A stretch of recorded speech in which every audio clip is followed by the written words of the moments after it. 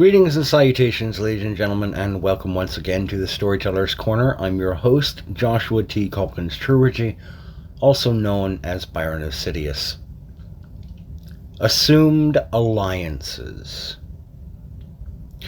Alyssa Mercante, who a lot of us refer to as Alyssa Mercante for reasons that should be glaringly obvious if you are exposed to her and her personality for more than 10 seconds, and her ilk seem to like to attribute the entirety of their opposition and their naysayers to being some sort of organized foot soldiers, taking orders from bigger, better-known creators in what they often dub organized hate and harassment campaigns.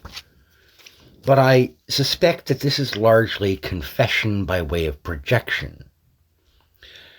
This term, popularized in modern socio-political dialogue, mostly by moderates and folks who are right of center, when analyzing the behaviors of progressives, liberals, and fuckwits of the left wing, like Mercante and company, this phenomenon has its roots in the works of noted psychiatrist Carl Jung, notably his exploration of the concept of the shadow and full personality incorporation. You see, given Alyssa's tendency to indulge in collectivist groupthink, a tendency I suspect was hyper-fueled during her time attending university at one of the many affiliated campuses of Propaganda Tech, special J-School scholarships open to all applicants. Alyssa was already inclined to work with things like whisper networks, like the one she used to get Toasty with the Mosty 69 demonetized, as well as to get Hypnotic suspended off of YouTube. Bear in mind, I say that as if it's fact. It's not a known, confirmed fact. It's heavily believed, in large part due to her crowing and celebrating Hypnotic's suspension from YouTube and jumping into Toasty's shows and getting confrontational with her in chat a couple of times. But those whisper networks are themselves temples of the Blue Church of Woke. Although, maybe not temples, maybe just say churches, because Lord knows temple would indicate something Judaic in nature, and God knows that Alyssa can't stand them Jews.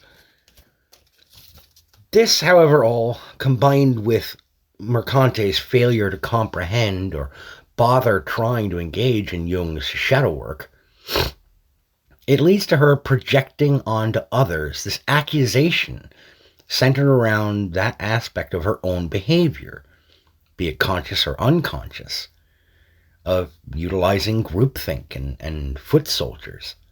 She might find that behavior objectionable if she were a fully psychologically incorporated and functional human being. But she's clearly not. In short, Mercante subconsciously has to accuse others of what she does herself. It's also a big part of the reason why I think she's so resentful of the success of people like Hypnotic and Toasty and Problematic White Guy and Ryan Roger Athay and Reality Based, though Reality Based programs don't get as many donations as Hypnotic does. He's kind of a front runner and a lead figure, him and Smash JT, because they are the most popular characters in this particular arena. But that does not make them commanders of some kind of legion of ditto heads.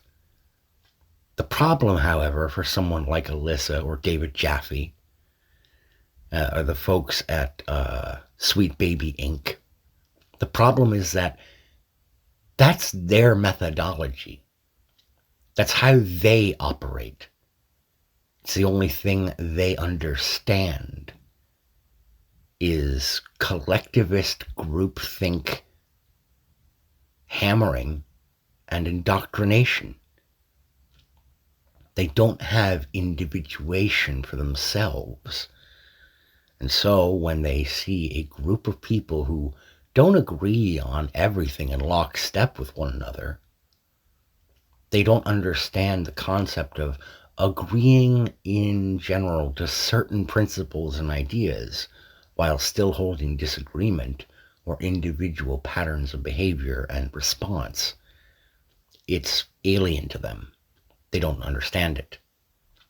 And of course they don't. Look, I'm a bit of an idiot. I'm far from a genius. I say that pretty much up front any time I speak on these kinds of topics. But part of her resentment also, I think, stems from the fact that she got shit-canned from Kotaku, which I don't think she saw coming. She had to have assumed that given the ideological bent of Kotaku over so many years of its operation, she had to assume, since she operated pretty much in lockstep with their worldview framework, that she would never be let go. The problem, however, is that at the end of the day, in a system that is primarily economically a capitalist system, my favorite part of that stinger that Will of the Fans put together, capitalism. Money, money, money, money. Her resentment stems from the fact that at the end of the day, Kotaku had to look at their bottom line and say, can we justify keeping this poisonous witch on staff? And the answer to that question was a resounding, no, we can't. So she had to go off to try to find another corporate master. She's trying her hand at getting in with into the good graces of the folks at Rolling Stone. Rolling Stone, once upon a time, used to be, I think, a respectable outlet for journalism because they did take risks, because they bucked the status quo, because at one time they published the musings of David Foster Wallace when he was on the edge of acceptability in the public conscious for the way that he wrote and the thoughts and ideas that he expressed and the manner in which he expressed them. But Mercante, her ideology, her worldview, it goes hand in hand with this collectivist left that Rolling Stone seems to have capitulated to wholesale about a decade or more ago. So it makes sense that she would turn to them as potential new masters holding her leash.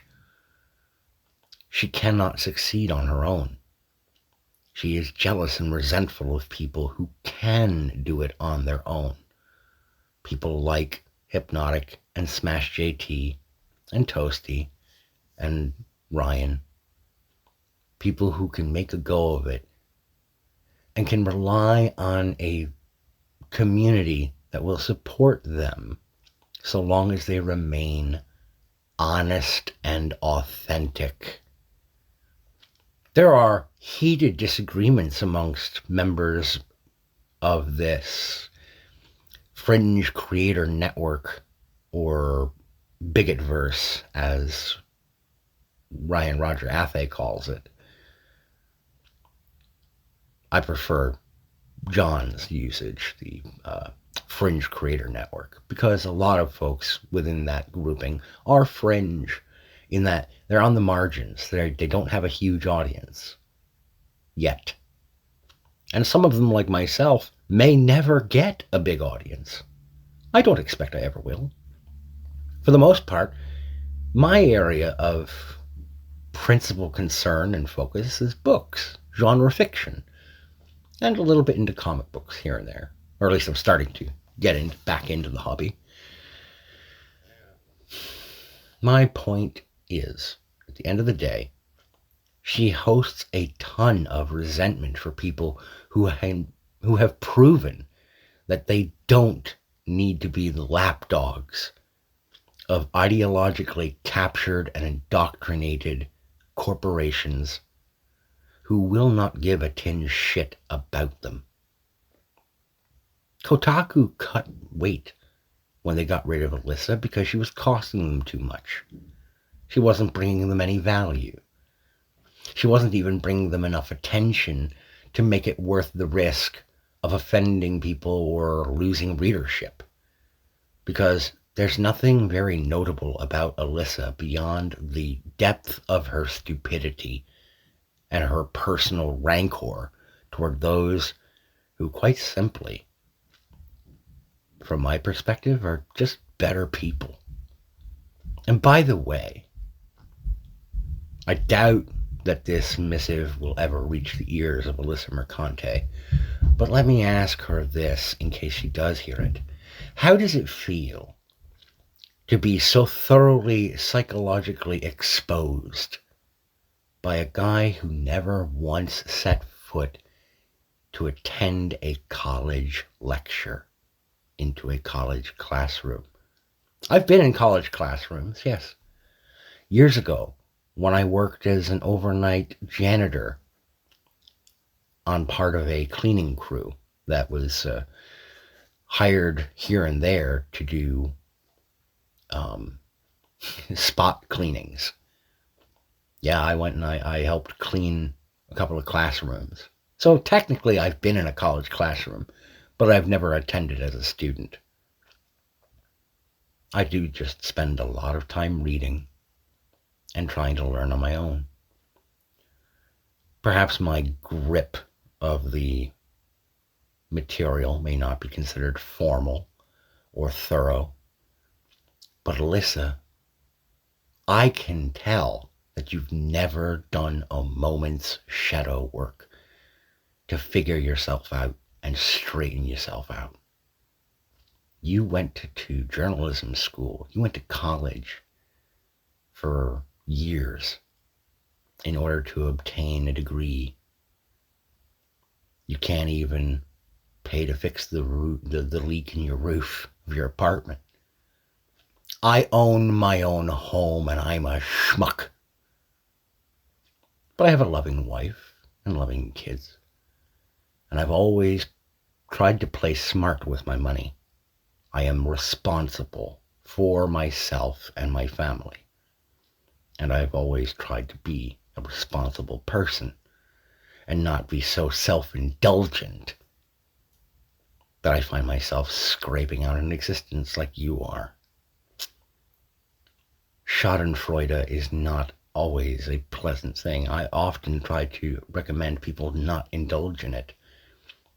But watching you thrash and flail in the hopes of landing some kind of permanent job placement after the years that you have spent pounding people over the head ideologically, watching you suffer, it's kind of sweet. Cheers.